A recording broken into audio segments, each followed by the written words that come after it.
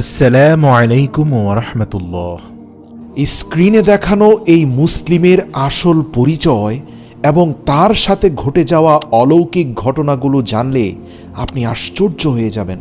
প্রিয় দর্শক, এই ব্যক্তি পেশাতে একজন ইঞ্জিনিয়ার ছিলেন, আর তিনি মুসলমানদের সবচেয়ে পবিত্র দুইটি মসজিদ অর্থাৎ বর্তমান মসজিদে নববীর ডিজাইন এবং বর্তমান মসজিদুল হারাম তথা কাবা শরীফের ডিজাইন করেছিলেন। এখানে বলে রাখি, কাবার যেই মূল ঘরটি অর্থাৎ খানায় কাবা, এটি এখনও তেমনই আছে যেমনটা হজরত ইব্রাহিম আলাইহিসসালাম নির্মাণ করেছিলেন, কিন্তু এর চারপাশে যে পরিকল্পিত চমৎকার ডিজাইন রয়েছে, পুরো কাবা তথা মসজিদুল হারামের ডিজাইন এবং পুরো মসজিদে নববীর ডিজাইন, এগুলো কিন্তু এই ব্যক্তির হাত দিয়ে হয়েছে। ওনার নাম ডাক্তার মোহাম্মদ কামাল ইসমাইল।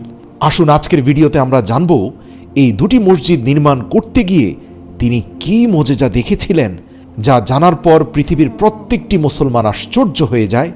শুরুতে বলি, মোহাম্মদ কামাল মিশরের বাসিন্দা ছিলেন এবং তিনি খবরের দুনিয়া থেকে দূরে থাকতে পছন্দ করতেন। তার জীবনের শেষ বেলাটা কিন্তু সোশ্যাল মিডিয়ার যুগ ছিল। তারপরেও জীবনে কোনোদিন তিনি ফেসবুক কোনো আইডি খোলেননি, ছিল না কোনো তার ইউটিউবে বা ইনস্টাগ্রামে কোনো আইডি। আর এজন্যই এই মহান ব্যক্তি সম্পর্কে আমরা তেমন কিছুই জানি না। অথচ ডক্টর মোহাম্মদ কামাল ইসমাইল মিশরের ইতিহাসে অত্যন্ত সম্মানিত একজন ব্যক্তি। তার জন্ম হয়েছিল 1908 সালে এবং তিনি 2008 সালে মৃত্যুবরণ করেন। ডক্টর কামাল ইসমাইল সেই সময়ে পুরো পৃথিবীর শ্রেষ্ঠ আর্কিটেক্ট ইঞ্জিনিয়ারদের একজন ছিলেন। তিনি হারাম শরীফের ডিজাইন করার জন্য কন্ট্রাক্ট সাইন করেছিলেন। কিং ফাহাদ তখন বলেছিল, এই পৃথিবীর শ্রেষ্ঠ আর্কিটেক্ট ইঞ্জিনিয়ার ধরে নিয়ে আসো। আর পুরো বিশ্ব চষে বেরিয়ে জানা গেল যে ডক্টর মোহাম্মদ কামালের থেকে শ্রেষ্ঠ আর দ্বিতীয় কেউ নেই। কিন্তু আশ্চর্য বিষয়, এই ডক্টর মোহাম্মদ কামাল কোনো পারিশ্রমিক গ্রহণ করতে রাজি নন। তিনি কন্ট্রাক্ট পেপারে সাইন করবেন, কিন্তু বিনিময়ে কোনো অর্থ নিতে রাজি নন।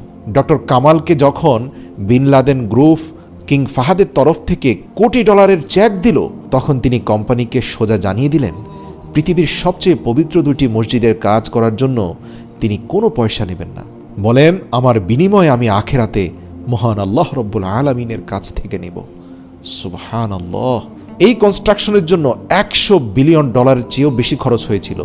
ডক্টর মোহাম্মদ কামাল যদি সে সময় ইচ্ছে করতেন তাহলে প্রচুর অর্থ উপার্জন করতে পারতেন, কিন্তু এই মহান মানুষটির ঈমান দেখুন, এত টাকা ছেড়ে দিলেন, এমনকি তিনি তার পারিশ্রমিকটুকুও নিলেন না। তিনি 44 বছর বয়সে বিবাহ করেছিলেন। তার জীবনের সবচেয়ে বড় ট্র্যাজেডি হচ্ছে প্রিয়তম স্ত্রী